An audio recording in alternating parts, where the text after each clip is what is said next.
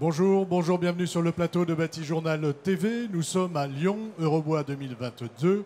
Et avec mes 5 invités, nous allons parler ameublement, nous allons parler ameublement français. Avec moi pour en parler, Julie Millet, bonjour. Bonjour. Vous êtes la responsable marché de l'ameublement français. Et en 30 secondes, qu'est-ce que l'ameublement français? Et après, on ira plus en avant. Ça marche, merci. Du coup, l'ameublement français, c'est la fédération de l'ameublement.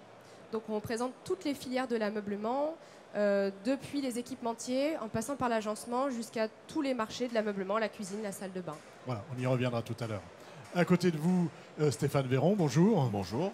Stéphane, vous êtes le président des équipementiers. C'est ça. Et vous êtes aussi PDG d'une société qui s'appelle MSA France. Alors on va parler de MSA France avant de parler des équipementiers et on y reviendra après. Alors la société est implantée dans le sud de la France, à Saint-Raphaël. On est spécialisé dans le développement d'accessoires, qui va de l'éclairage, des prises de courant pour l'ameublement dans tous les cas et de nouvelles solutions.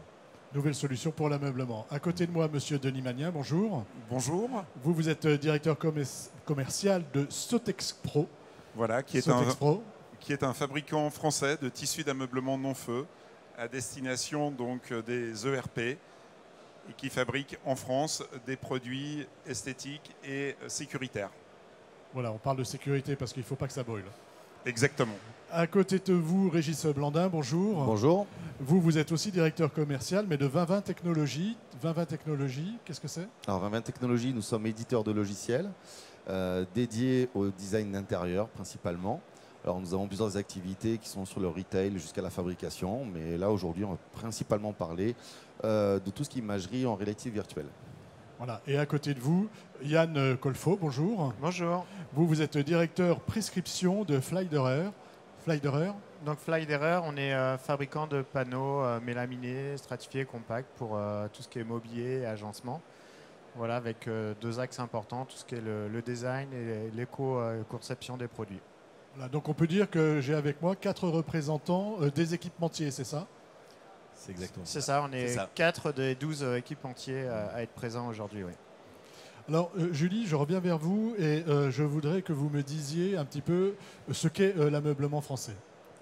Alors, l'ameublement français, c'est une fédération. On est un syndicat professionnel et on est organisé en groupement. Donc, on commence avec les équipementiers qui ont tous des produits d'équipement innovants, ergonomiques, qui ajoutent du confort et surtout beaucoup d'innovation, que ce soit dans le mobilier ou l'agencement. Ensuite, on a d'autres groupements, l'agencement et le mobilier, du résidentiel, aussi pour le professionnel et la cuisine, la salle de bain. Voilà, vous couvrez tout le champ, on va dire, de l'ameublement, que ce soit celui de la maison ou celui des bureaux. Et on va voir qu'on mélange le tout aujourd'hui. Exactement. Mais on verra ça un peu plus tard. Est-ce qu'il y a quelque chose à ajouter sur l'ameublement français? Non, tout ça, on représente quand même près de 400 entreprises. 380 et plus exactement, et on a de plus en plus d'entreprises qui nous rejoignent, donc on est très content d'être représentatif de la filière. Voilà, quand on est à 380, on est représentatif. On va parler des équipementiers, le groupement des équipementiers, enfin qu'est-ce que c'est? Alors les équipementiers, c'est un des 14 groupements que l'ameublement français a dans son organisation. Donc les équipementiers aujourd'hui sont des industriels, d'entreprises, je dirais PME, et multinationales, qui ont dans leur savoir-faire de l'innovation. On va parler de tissu, on vient d'en parler, mais on va parler de surface, mais on peut parler d'accessoires aussi. Donc tous ces gens-là sont regroupés dans une organisation qui s'appelle les équipementiers. Ça a une dizaine d'années, c'est un groupement qui a été construit à 10 ans, c'est pas un vieux groupement. C'est pas un vieux groupement. Non. Parce que c'est quoi? C'est des nouveaux métiers? C'est des nouvelles... Non, c'est pas des nouveaux métiers. C'était des métiers qui étaient un peu dissous dans d'autres organisations professionnelles. Donc aujourd'hui, les équipementiers sont comme dans l'automobile, une organisation qui regroupe des gens qui ont envie aujourd'hui de démontrer au marché que l'innovation et les solutions qu'on apporte sont aujourd'hui importantes et souvent essentielles. Voilà, et on va voir ce que vous avez fait justement pour démontrer ça. On parlera de Coom tout à l'heure. Exactement. Est-ce qu'on attaque déjà par Coom? Moi, je pense qu'on peut y aller. Comme on veut. Coom, qu'est-ce que c'est? Alors, justement, c'est un projet des équipementiers. Hein. Alors, c'est un projet qui a été initié par les équipementiers à travers une problématique. C'est Co-Home, hein, c'est ça? C'est Co-Home, exactement.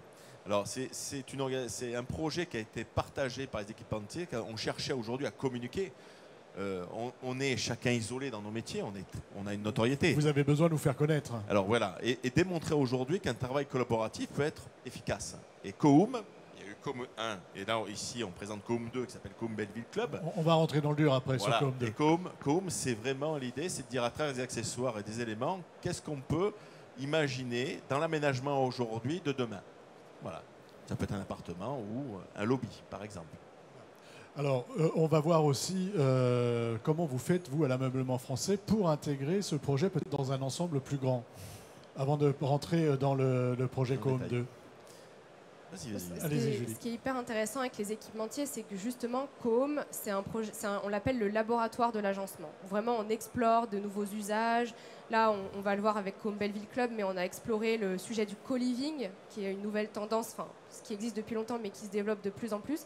Et ce qui est intéressant avec toutes les innovations des équipementiers, c'est qu'ils vont aller infuser et proposer toutes ces solutions à l'ensemble de l'ameublement. Donc nous, en tant qu'ameublement français, c'est très intéressant et très important pour nous de les représenter et de pouvoir monter ce genre de projet. Allons-y sur Coum. C'est vraiment, je voudrais avoir le fond du sujet, quoi. Pourquoi vous êtes parti là-dessus? On est sur quelque chose de... On est sur de la réflexion, hein, on est sur de l'innovation. Comment vous travaillez ce projet? Là-dessus, et surtout, on est sur des moyens mutualisés. Il faut savoir que ces équipementiers mettent des moyens, en dehors d'adhérer à l'ameublement français, qui est une organisation où on doit adhérer. On a mis des moyens communs pour pouvoir porter ces projets. Parce que ces projets demandent des moyens pour aller confier à des architectes. Et dans les 2 projets qu'on a portés, c'était 2 cabinets d'architecture un peu différents, des projets de dimensions différentes. Donc ça, c'est la première chose, des moyens communs et de la valeur. On a beaucoup aujourd'hui de la valeur ajoutée dans ce qu'on fait. Et Coum, c'est un élément qui permet de montrer la valeur ajoutée des solutions. Voilà. Moyen commun, projet collectif. Oui, exactement. Je me tourne vers les équipementiers. Projet collectif, en quoi un projet comme Coum, hein, alors on parle de comment on ira plus loin tout à l'heure. Pourquoi c'est intéressant de travailler collectivement? Allez-y. C'est le côté effectivement association des innovations des uns et des autres qui vont permettre de répondre à des problématiques. Et là, en plus, avec un projet de co-living, une multiplicité des espaces, une multiplicité des fonctions qui sont demandées et sur un espace réduit, on a pu faire appel et on a dû faire appel aux innovations de chacun pour pouvoir répondre à toutes les fonctionnalités que les différents utilisateurs peuvent avoir. Et c'est là où le fait de travailler en commun est particulièrement intéressant. Régis, de votre côté? Nous, de notre côté, sur la partie logicielle, en fait, ça nous permet en fait, de rationaliser le projet sur un espace dans lequel on va pouvoir se balader en fait, et présenter en fait, les différents produits, les différentes pièces et surtout les fonctionnalités en fait, du projet. Parce qu'il y a un but en fait, derrière, il y a une histoire et en fait, ça nous permet de l'accompagner et on a d'autres supports pour le faire. Hein, je pense qu'on va en parler après aussi. Mais la visite virtuelle en fait partie également. En fait partie. Et de votre côté, donc, oui. Denis, excusez-moi. Je vous en prie. Oui, c'est de montrer aussi que venant de milieux et de métiers complètement différents, on est capable ensemble, en se mettant tous autour d'une table, de trouver une synergie et de mettre en valeur les savoir-faire de chacun qui finalement s'adressent aussi à des cibles qui sont communes, puisque tous, autant qu'on est, on fait de la prescription. On a des agenceurs en face de nous. Donc l'idée, c'est vraiment de se réunir et montrer que nos savoir-faire peuvent se lier quelque part, développer cette intelligence collective en fait. Voilà. J'aime bien l'image de la voiture que vous avez donnée tout à l'heure pour quelqu'un qui... C'est vraiment aller donner, chacun va donner son petit équipement, son équipement, mais et pour un projet collectif.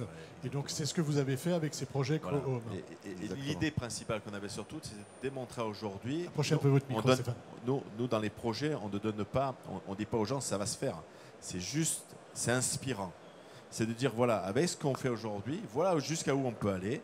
Il n'y a pas de limite parce que chaque industriel équipementier a une vraie expertise et très différente parce qu'on va des tissus à des surfaces ou même des outils pour visualiser la réalisation.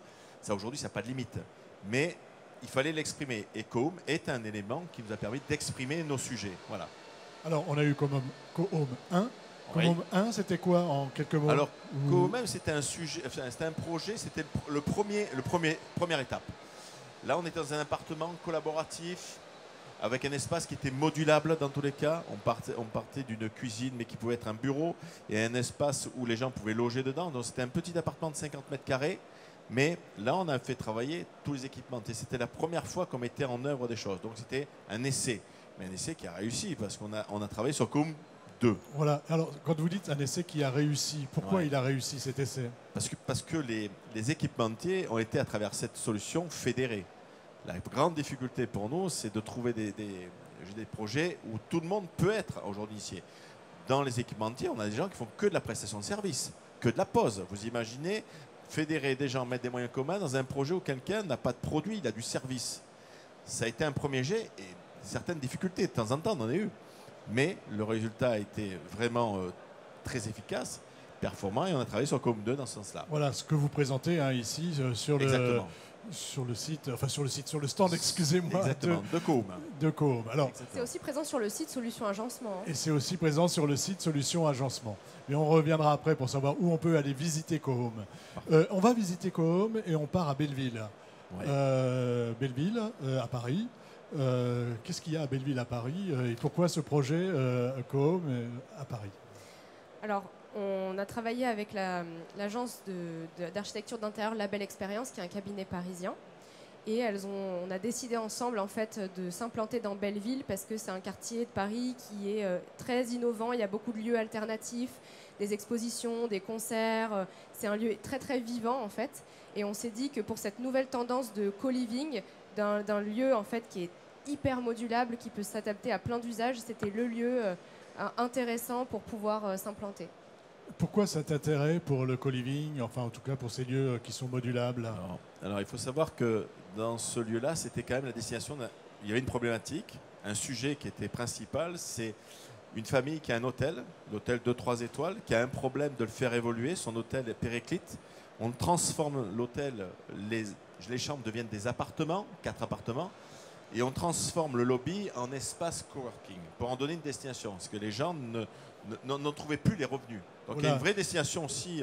Il y a aussi une vraie réflexion sur l'usage des bâtiments, exactement, sur leur capacité à être modulaires et exactement, leur capacité à être transformés. Exactement. On transforme un hôtel en un espace nouveau avec des nouveaux modes de vie. Et c'est ça que vous êtes allé chercher. Et nous, on s'est concentré sur le lobby qui faisait 150 mètres carrés. On n'a pas changé les destinations dans tous les cas. Pour l'instant, vous n'êtes pas intéressé aux appartements, mais on pourrait imaginer aller plus loin. Ils étaient définis. Dans le cahier des charges de la Belle Expérience, c'était déjà défini. Donc, Denis, vous vouliez dire quelque chose? Non, je dirais qu'on aurait pu aussi mettre en commun nos savoir-faire, justement pour la transformation et les aménagements d'appartements. Ça ne posait évidemment pas de problème. On avait tout ce qu'il faut chacun pour pouvoir y répondre. Oui, je voulais compléter. En fait, l'intérêt du lobby, c'est c'est un espace multifonction. Et c'est ça qui nous intéressait aussi, parce qu'on va avoir un espace de restauration, un espace de détente, un espace d'accueil, un espace de coworking, un espace loisir, un espace salon, et tout ça dans 150 mètres carrés, qui est grand, mais pas tant que ça en même temps. Et tout ce côté multifonction augmentait un peu le challenge et nous intéressait davantage. Ouais. Stéphane? Oui, alors ce qui est vrai aujourd'hui, c'est qu'on a été beaucoup plus loin que le premier projet.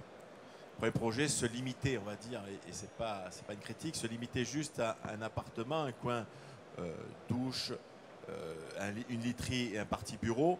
Là, on a été travailler dans un espace qui est beaucoup plus grand, et même il y a eu même l'extérieur, parce qu'on avait une partie où on travaillait de l'extérieur. Il y avait 30 ou 40 mètres carrés où on pouvait déjeuner dehors et tout, poser ses vélos et tout. Donc on a été très très loin dans l'histoire. Mais le projet était beaucoup plus ambitieux parce qu'on l'a pris dans l'autre sens par rapport au Coom 1. Coom 1, on a demandé, c'est à travers un projet que l'architecte à l'époque avait choisi nos produits. Là, ça n'a pas été comme ça. On a dit, voilà les produits qu'on veut. Ils ont imaginé un projet avec nos produits. Donc c'était beaucoup plus ambitieux et beaucoup plus difficile. Voilà, ambitieux, difficile. Et on va voir comment vos produits se sont intégrés dans ce projet. Voilà. Il y aura un Coom 3 avec les appartements alors? Il y a une vraie réflexion aujourd'hui avec les équipementiers. On ne sait pas encore. C'est une réflexion. Voilà. Coom 2, donc c'est vraiment l'idée de montrer que les espaces peuvent être modulables, que chacun peut apporter des solutions, son savoir-faire, des solutions bien sûr. pour faire un projet commun, c'est ça? Exactement. Et ce qui est intéressant aussi, c'est que quand vous vous promenez dans le lobby de Com Belleville Club, en fait, vous êtes vraiment à cheval entre le com à la maison, parce on s'adresse aux agenceurs qui travaillent dans le résidentiel, mais aussi pour l'hôtellerie, etc. On s'adresse avec ce projet à tout type d'agencement. Et dans le lobby de Com, vous vous sentez comme à la maison. Il y a une cuisine qui peut être intégrée à la maison, qui est visible d'ailleurs sur le salon. Et en même temps, vous avez des petites phone box qu'on peut voir dans des flex office de très grandes entreprises, etc. Donc on a vraiment mixé tous les usages et on s'adresse à tous les agenceurs possibles. Voilà, ça peut être un lieu partagé où, je sais pas, quelqu'un peut aller louer 1 heure ou 2. C'était pas la destination première. C'était pas la destination première. C'était la population qui allait loger dans les appartements pour les avait à disposition un lieu commun avec des profils des personnels complètement différents. On va y revenir après. D'accord. Voilà. Donc là, l'idée, c'était de donner un lieu collectif aux habitants des appartements. Exactement. Qui sont des gens très différents. Complètement. C'est qui ces gens? Je pense que... Alors allons-y là-bas. J'ai le spécialiste des personnaliers. Pour présenter les personnaliers. Non, dans la démarche des personnaliers, c'était de définir différents profils d'utilisateurs pour justement aller au bout des fonctions et définir pour chaque lieu de vie peut-être un usage ou une attente différente suivant les profils. On avait ciblé 4 profils principaux. On avait Clémentine qui était une étudiante qui arrive sur Paris pour poursuivre ses études supérieures et qui va avoir, elle, plusieurs attentes. Un côté social forcément avec le co-living en tant qu'étudiante, mais en même temps, elle a besoin d'espace pour s'isoler et elle va avoir besoin d'utiliser les espaces de coworking, les espaces peut-être de réunion où elle va davantage d'être au calme pour pouvoir s'isoler sur ses études. À côté de ça, on a une famille italienne qui arrive pour un nouveau poste sur Paris, qui eux vont avoir une approche un peu différente. Ils sont plus sur une période de flexibilité. En arrivant d'Italie, le temps de découvrir la ville de Paris, dans quel quartier réellement ils ont besoin de se poser et avant de vraiment louer un appartement. Et en même temps, le côté communauté les intéresse parce que ça leur permet de pratiquer la langue, de rencontrer des habitants locaux et voilà, de profiter comme ça de l'espace. On a à côté de ça un jeune actif qui avait plutôt, c'est en période de premier emploi et qui avait, c'est toujours difficile de trouver des logements, donc ce côté co-living est intéressant pour lui. Et puis il a aussi l'habitude d'être colocataire, donc ça lui permet de continuer un peu. Ouais, il a l'habitude de continuer à être un grand adolescent. C'est ça permet de faire la transition avec la vie plus active. Et notre dernier personnel était François, qui est un jeune retraité, qui lui sur une problématique un peu différente, qui était au contraire très actif, mais très axé sur le travail, qui là se retrouve à la retraite, qui a peur d'être un peu, il est célibataire, donc il a peur d'être un peu isolé et a besoin de retrouver une vie sociale différente. Et en même temps, ça lui permet d'être en plein Paris, de pouvoir pratiquer sa passion qui est la photographie et le temps cet espace. Excusez-moi de vous couper un petit peu. De profiter de la communauté au niveau du co-living. Cet espace évidemment, doit répondre à toutes ces personnes et à la fois. C'est ça, et qu'on des attentes.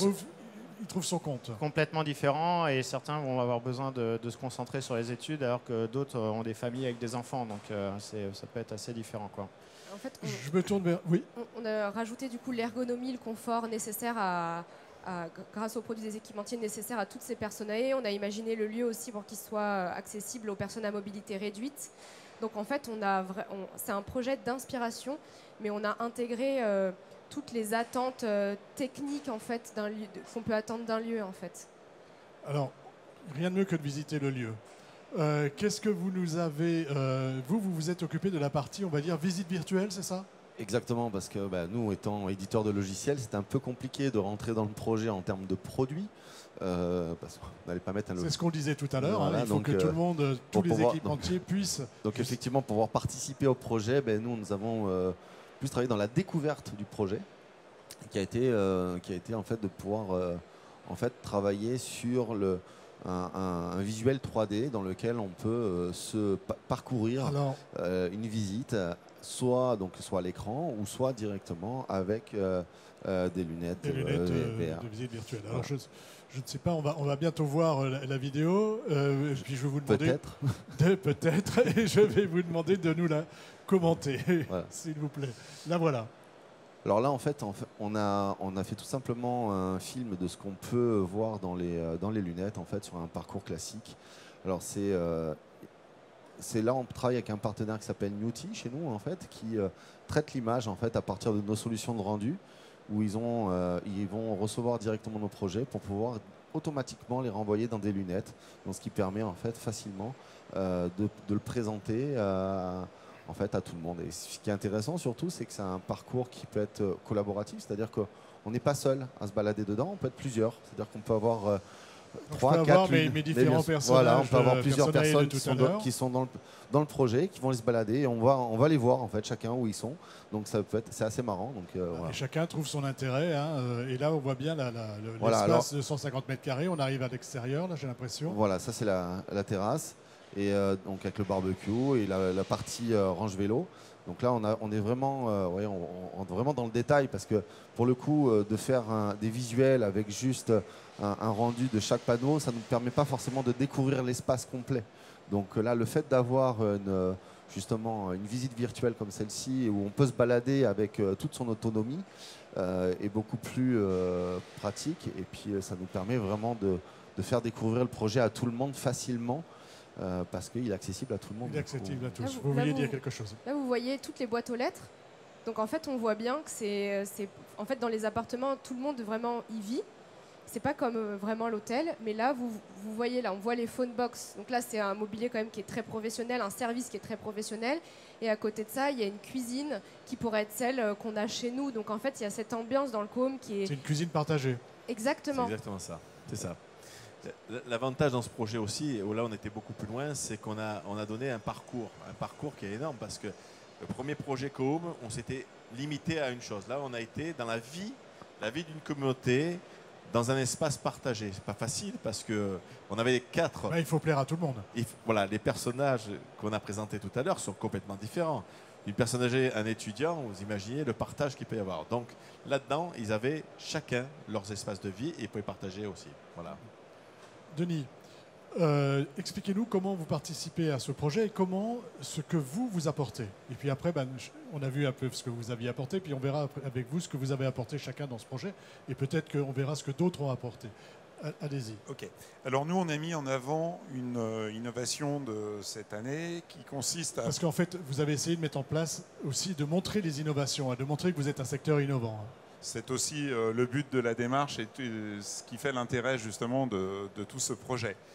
L'idée donc était de mettre en avant une solution textile qui correspond évidemment à notre cœur de métier, mais textile recyclé. On est dans l'air du temps, on est des gens qui innovons, et on a présenté ici un rideau personnalisé aux couleurs du logo de co-home en fait. On reprend les codes coloristiques, c'est ce que nous permet notre savoir-faire sur le tissu d'ameublement grâce à l'impression numérique, et donc de s'appuyer sur un support 100% recyclé, issu de bouteilles PET refondues qui permettent de régénérer un nouveau fil qui répond évidemment, ce fil-là, aux exigences sécuritaires. On n'oublie pas qu'on est dans un espace de vie partagé, donc un lieu commun. On se doit d'être sécuritaire et donc de répondre aux exigences normatives. Voilà. Donc avec ce tissu, donc, ce qui est important, et ce qu'on a dit tout à l'heure, enfin ce qu'on n'a pas encore assez dit, c'est que c'est aussi un projet qui s'intéresse à l'environnement, au développement durable et à tous ces aspects. C'est-à-dire qu'on ne va pas aller mettre n'importe quel type de produit, donc on va mettre des produits innovants, mais aussi des produits qui sont issus, comme vous le dites, du recyclage ou autre. Tout à fait.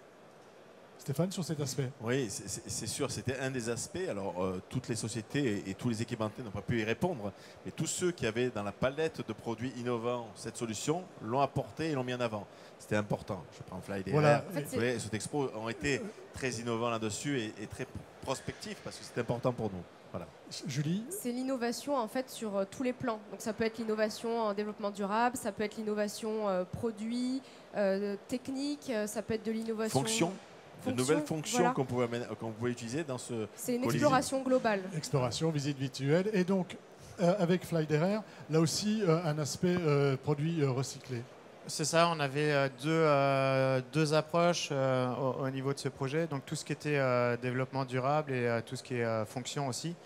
Sur la partie développement durable, on s'est vraiment axé sur les nouvelles générations de panneaux qu'on a développés qui sont à base de bois recyclé. Donc on est sur une approche d'économie circulaire. On va récupérer des anciennes cuisines, des anciens dressings, des anciens plateaux de bureaux qui vont être recyclés clairement pour refabriquer les panneaux. On va faire des panneaux mélaminés avec. Et ces panneaux derrière sont de nouveau recyclables. On est vraiment dans cette approche d'économie circulaire. On a à côté de ça développé aussi des nouveaux liants qui vont être sans formaldéhyde ou avec beaucoup moins de formaldéhyde que ce qu'on faisait auparavant et qui vont garantir une qualité de l'air intérieur pour les utilisateurs. Et donc ça, c'est sur la qualité, le côté développement durable du panneau. Et après, au niveau design, on a en surface développé des nouvelles finitions mat anti-trace qu'on va retrouver là au niveau des façades des cuisines notamment. Et qui vont permettre d'avoir un côté design et en plus d'être extrêmement pratique parce qu'ils vont demander beaucoup moins d'entretien que des finitions traditionnelles. Et quand on est en communauté, en vie partagée, si on peut limiter l'entretien, c'est toujours plus facile. Oui, c'est mieux. C'est mieux, ouais. Des expériences de colocation peut-être. Vos produits, on les retrouve où ? Donc sur le projet, donc ça a été sur le projet, c'est principalement sur des façades de meubles et sur le visuel qu'on a ici, c'est tout ce qui est façade de la cuisine. Donc le vert foncé et c'est vraiment la partie design. On voit pas l'intérieur qui a été éco-conçu, mais c'est le côté design vert et le côté pratique, la finition mat qui vont apparaître, quoi. D'accord. Stéphane, de votre côté, vous avez participé à ce projet ? Alors oui, j'ai participé en tant que président pour essayer d'animer ce projet, mais aussi en tant qu'équipementier. Président aussi d'équipementier, donc MSA aujourd'hui. Alors nous, dans le choix des produits, on a choisi des prises de courant, parce qu'on est fabricant de prises de courant, et prises de courant avec de l'éclairage, donc suspendu. C'était une innovation qu'on a lancée l'année d'avant, et elle s'est très intégrée, elle était très appropriée à ce sujet-là.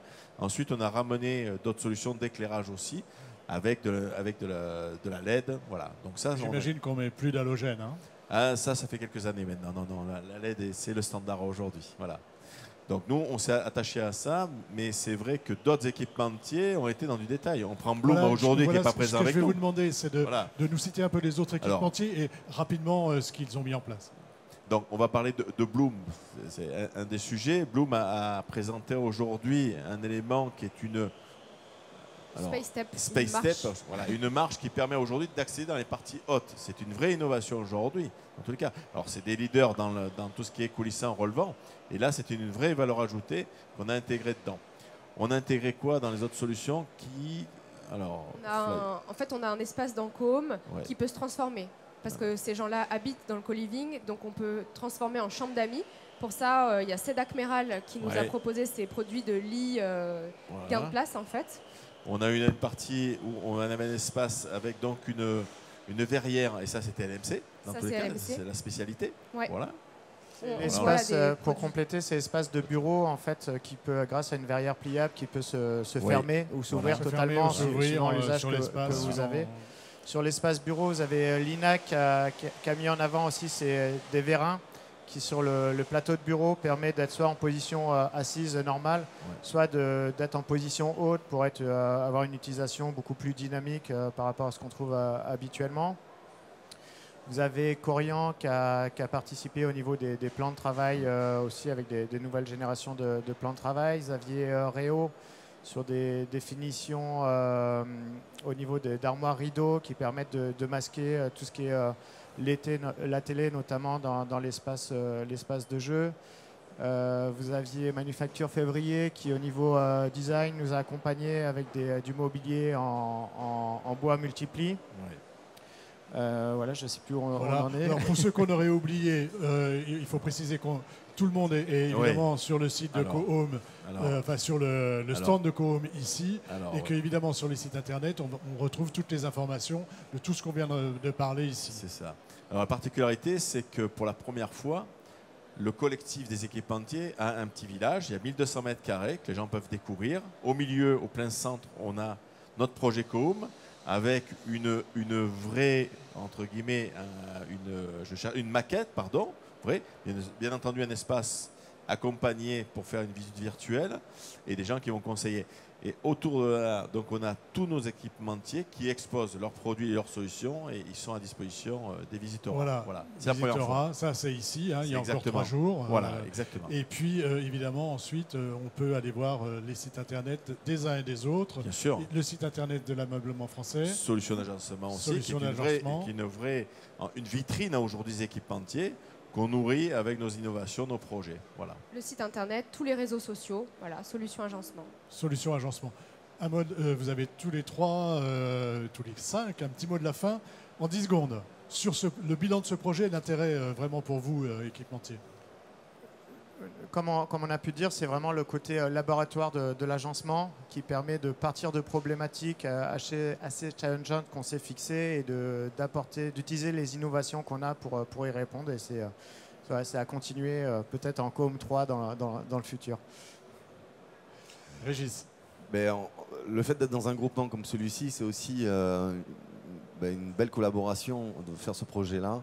Et c'est une finalité aussi, en fait, parce que c'est pas le tout de travailler avec tous ces équipementiers, mais aussi c'est de faire des choses ensemble et de faire des beaux projets comme cela. Des choses et des beaux projets.